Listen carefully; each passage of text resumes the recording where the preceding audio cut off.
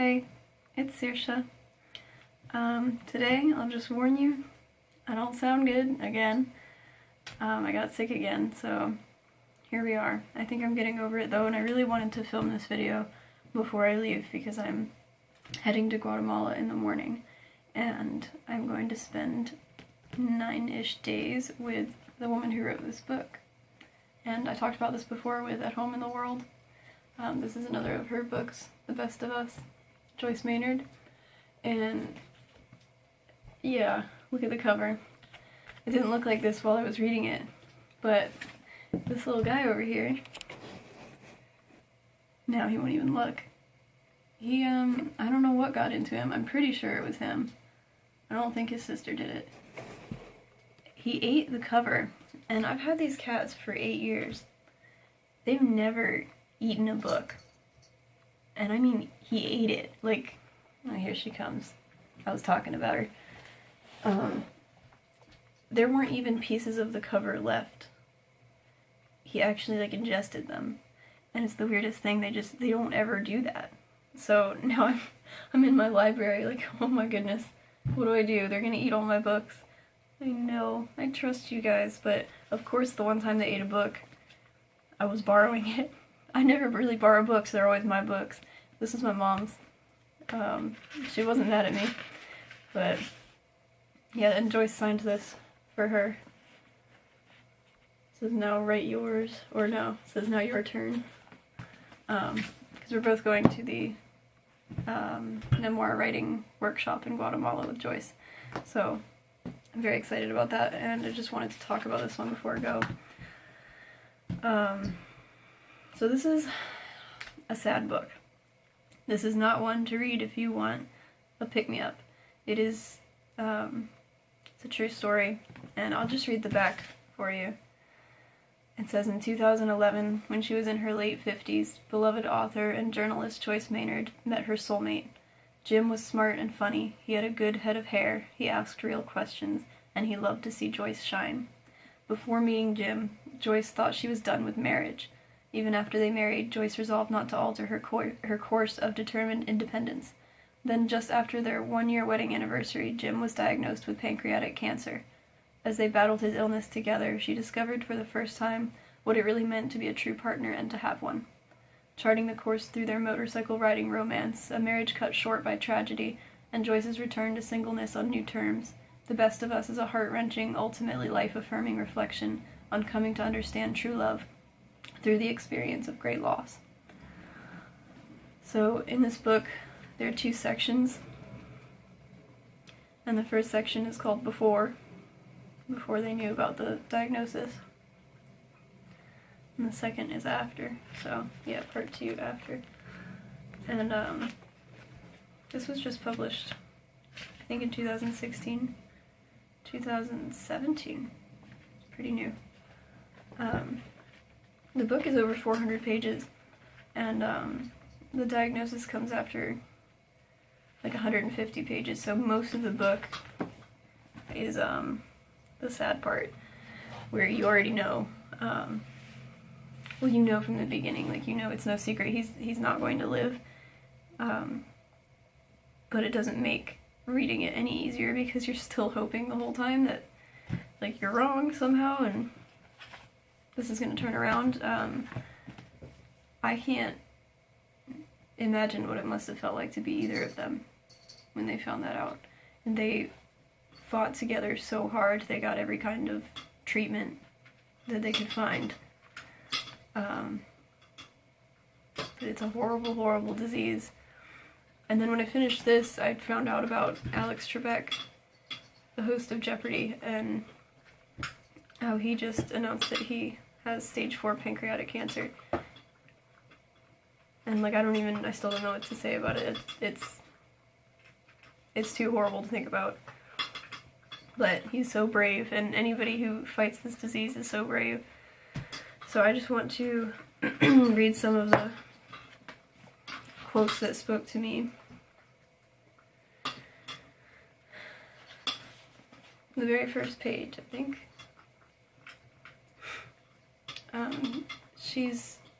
This is before she meets Jim. She says, I had been at the point our story began, a writer of fiction, and in the writing of fiction it is well understood that for a story to hold the reader's interest, conflict must exist. I might have told myself otherwise, but for years I think I carried that belief into my life off the page. Where was the drama in happiness? If there was no trouble present, what kept the story alive? And I relate to that a lot, because if nothing really crazy and dramatic and awful is happening in my life at the moment, then, you know, what do I have to write about? What inspiration can I draw from it? It's harder for me to write about happy things. I think a lot of people are that way, because tragedy lends itself to writing, because writing is cathartic. But for other people, it goes the opposite direction. I just liked that.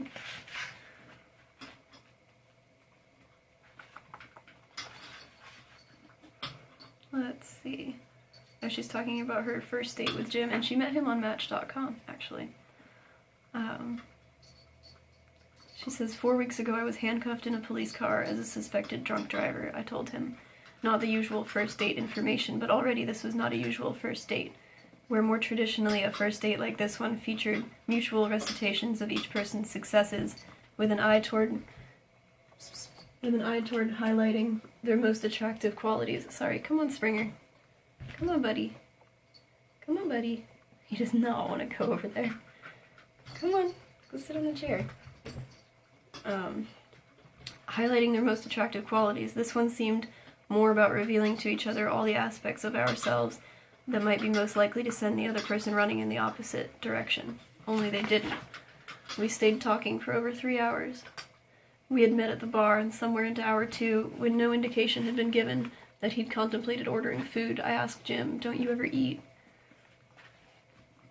I love that, because it's my opinion that when you start dating, you go on a first date, whatever, you should not just sit there and go, oh, I'm impressive because of this and that and this, and you should like me because these are all the amazing things I've done. Just be honest. Put yourself out there and go, if you don't like this part of me, probably shouldn't waste our time here. You know, because it's frustrating that relationships, they start out like the very best things about each other are on display, and then everything just goes down because you weren't honest enough in the beginning to admit that you have certain issues. Well, if everybody would just be upfront, maybe we wouldn't have that disintegration of things after, you know, the truth comes out. Come on, Caddy! No! Oh my gosh. Come on, baby. I swear, it's like they're just napping all the time until I start to do this. And then they're all stoked to be part of it. I love them. Okay, next one.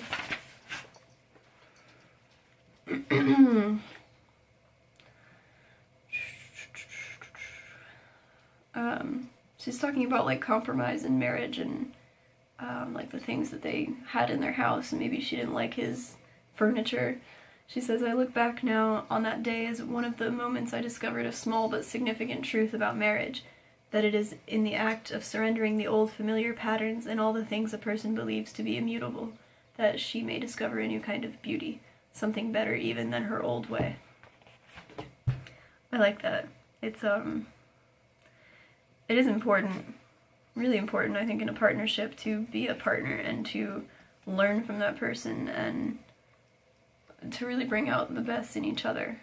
And sometimes you're either with the wrong person or you're at the wrong time in your life to be able to do that, but it sounds like she and Jim really had it. They really had the perfect match.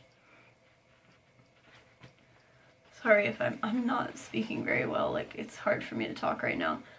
Almost had no voice this morning, but it's been a while. I've been up for a bit, so I thought I don't sound too much like a frog anymore. Oh god, there's so many sad moments, just like little things that she notices, or like how her worldview changes as the disease progresses. Like they start off really hopeful, and maybe there'll be a cure, maybe if they get this procedure, they can have a normal life again, and you know, at the beginning you don't realize, well, with this kind of disease, even if you do live, it won't be for long and it'll probably be painful the whole time. But you don't want to believe that. You know, the day before this diagnosis happened, you thought everything was normal and life's going a certain way, and then all of a sudden a doctor tells you that, oh, everything's changed and now you're going to have horrible treatments that make you feel sicker. And the most you're shooting for is like another year of life. So she says, my goals now had become so much simpler and more basic, that Jim be alive 2 years from now. And 5, maybe 7, I said. How much was fair to ask for without being greedy? 7 years from now they'd have a cure. If we could just keep Jim alive long enough, he'd get to the age where you die anyway. Why not go for that? Because they're both in their 60s at this point.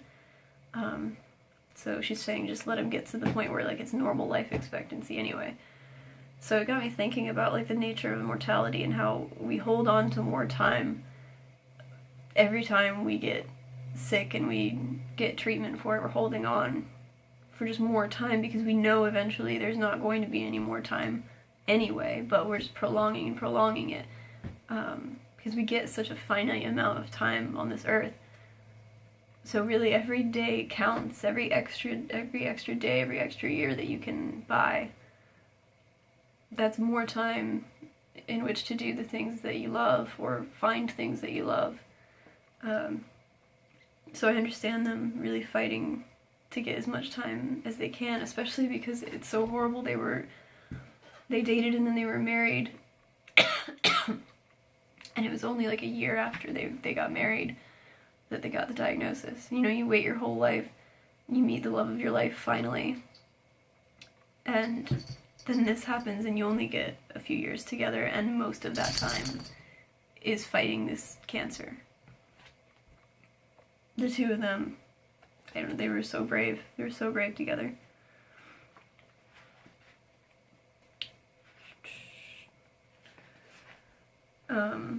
This kind of reminded me of, like, what I talked about with At Home in the World, her other memoir, where she talks about how people called her shameless and said that she's oversharing, she's sharing too much about her life and the people that are in it and the things that happen to each other, or to her. I can't think. And that it's not okay for her to be sharing all that information. It's too private. Excuse me. Excuse me. Thank you, kitty.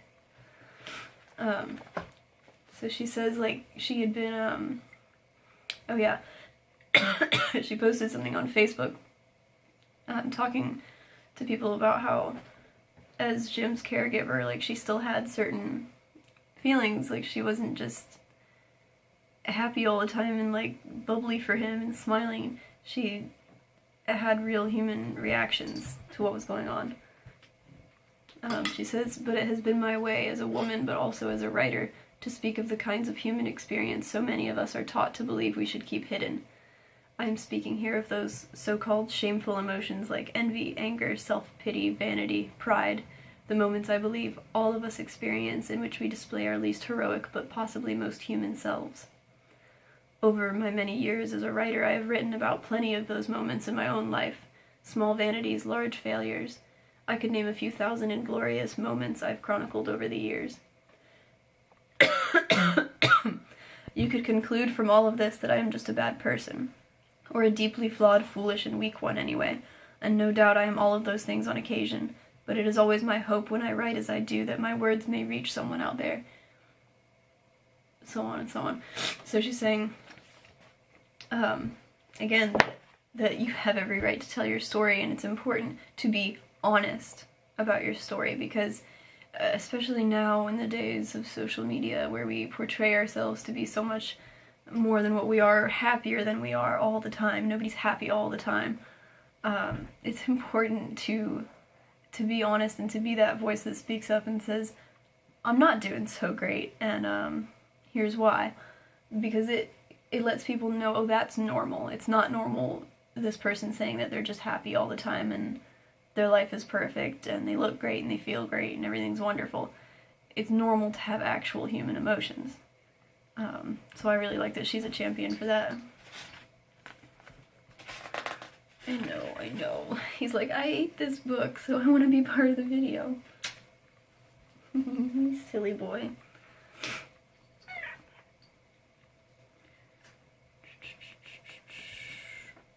Oh, this is kind of like a similar quote. Maybe I'll never know the truth, but what I believed to be true was the same thing I had believed all my life. Long before Jim's diagnosis, long before knowing Jim, I believed in telling the truth about what was going on in my life. No experience is so terrifying. I've always said, once you turn on the light and take a hard, clear look at the thing that most terrifies you. I think it's important. A lot of people brush their feelings under the rug and they try to sweep everything aside, and when you bury your emotions, when you repress memories that are painful, you're not always allowing space for healing. And it's not the same for everyone, but really for a lot of us, talking, as painful as it is, as brutal as it is, talking about it really can help. Just getting it out there, because you're putting the words into the air and like taking away some of their power. Yeah, at least for me. Okay, I didn't want to read like a lot of the really sad parts, but this one was just, I don't even know if I want to read it, but it's a really powerful description of like what cancer does to you, what it takes away from you. It really dehumanizes you, and it strips you down to so much less than what you've always been, and it takes away from you the things that you love before it even takes your life away. So Jim was a really good photographer, and he loved taking pictures. He had fancy cameras, and he and Joyce would work together, and he would take pictures and she'd write stories about where they went. So he's in the hospital here. This is so horrible. It says, still he was holding on to life. Every scrap of it he could keep in his grasp. Excuse me. At the photographer's golden hour, near sunset, when the light was best, he'd make his way slowly down the hall on the 14th floor with his camera. His destination was a window that looked out over Golden Gate Park, the place where, in October's past, we'd run like a pair of maniacs from one stage to another, trying to catch every act we could at the hardly strictly Bluegrass Festival.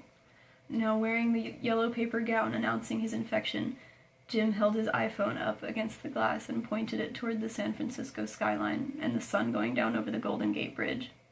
I conjured images for him of our old good days. So that just killed me. That he loved taking pictures so much, and here he is reduced to holding an iPhone up to a window in a hospital. Because that's the best that he has right there. I mean, it's so horrible, and I don't know, that really paints a picture for me of, like, not just how awful it is, but, like, his resilience.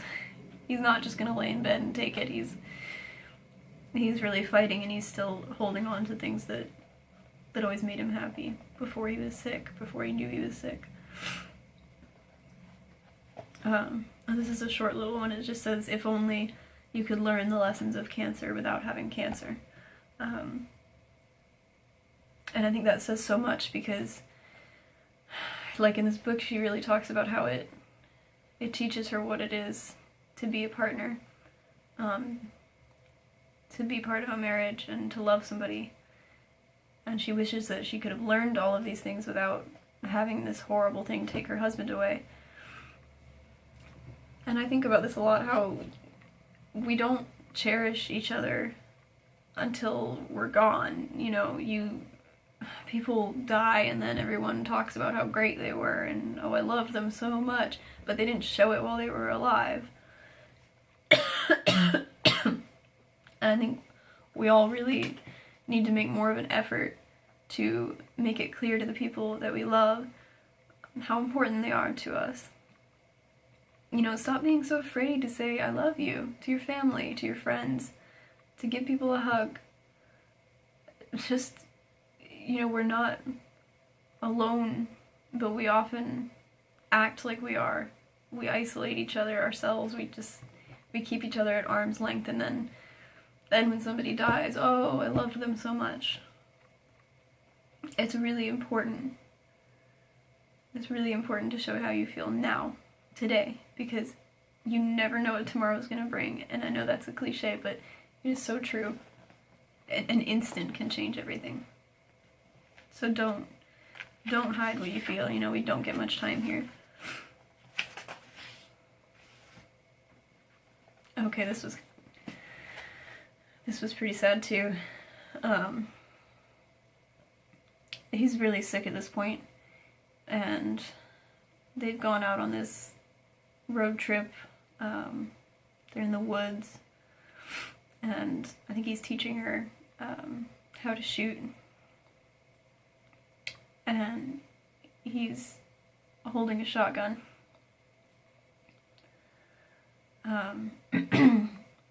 And she's talking about how one time he had said to her, maybe it's time to go to Oregon. And he was talking about assisted suicide. But if you're holding a shotgun in the eastern Sierra Desert, you don't need a trip to Oregon. As terrible as it would have been to watch him fall to the ground in that patch of dirt and scrub, it would not have been the worst thing. Yeah, that's gotta be so hard to have the person you love in front of you and think, if they killed themselves right now, it would probably not be any worse than the way that they're going to die anyway. It's horrible. It's horrible to have that knowledge.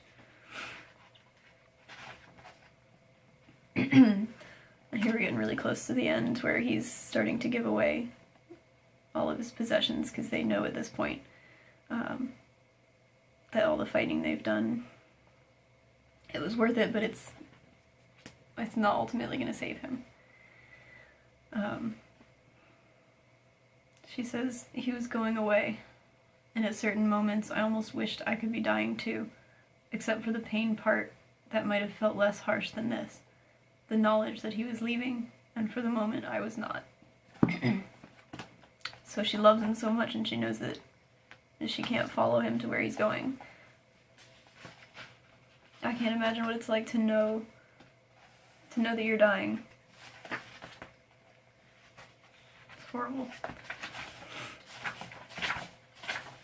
I liked this, but even as his body wasted away and his mind lost its sharpness, something about Jim had become more substantial. Something about me had changed too. I was a different person than the woman I'd been 18 months earlier. Grief and pain had been harsh, but they had served as teachers. We had been through a conflagration, the two of us, and I would have given anything to have avoided it. But we'd emerged like two blackened vessels from the forge, our two beating hearts and our trust in each other all that remained. That's just really beautiful. I'm trying to hurry because I'm running out of time. But perhaps the pleasure Jim took in this most recent discovery was particularly acute for another reason. Maybe the vastness of the universe and how small we all are in the face of it, how fleeting our presence on the planet that is itself so infinitesimally small, offered some small comfort to him as he watched the last days of his own life on it dwindle away. We were all dying anyway, and though he surely could have found no joy in the prospect of the people he loved, like his children and my children, like me, dying too, maybe it felt less lonely in the thought of what he was missing, less terrible to be reminded of this. I was Jim's size, more or less, though in the last months I'd outweighed him. Time was, I had believed the height and girth of a man might serve as some kind of indication of strength. And look what happened. I had ended up in bed with a 90-pound man in possession of more fortitude than anyone I ever met. So I'm going to leave it there. I'm really excited to hang out with Joyce for so long and be in Guatemala, and I loved this book. It was heartbreaking, but like her other book was really hard to put down. Like, I read it so fast, so I really recommend it, but not if you need any cheering up. Anyway, I'll see you guys next time. Thank you for watching. Bye.